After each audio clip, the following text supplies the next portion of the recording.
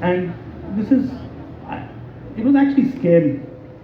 So unless we are communicating, and she used a term which I'm not going to use here, but she definitely needed to read consciously speaking one. So her editor, I mean, not her.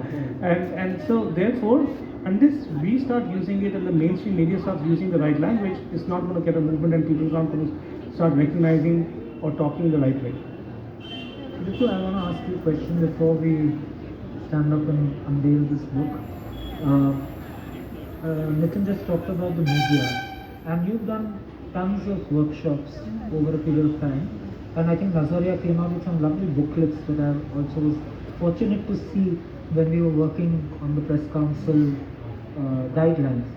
Now, uh, how you see the appetite in terms of journalists and reporters, etc., absorbing and comprehending all the efforts that have been made directly that you may have done, but also how do you see that sort of panning out? What happens and why does it not always work?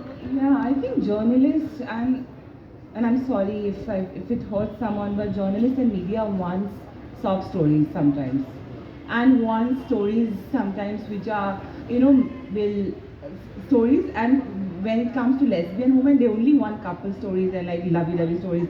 They don't want political stories. They don't want stories of resilience. They don't want stories of resistance.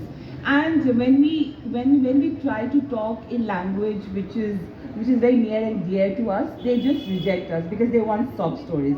And secondly, media wants quantity stories. They don't know how many people we have reached out to.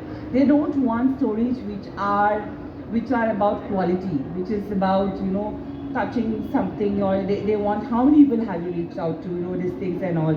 So quantity really matters. I think the editors have a lot of things in them.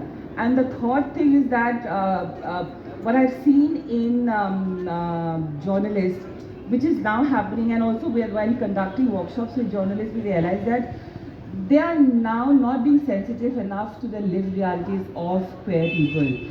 And I'm really saying this again and again because as a queer person writing a queer book, and while queer journalists or feminist journalists are very different than the other journalists who writes about us. They're very sensitive. Queer feminist journalists write excellent stuff about us.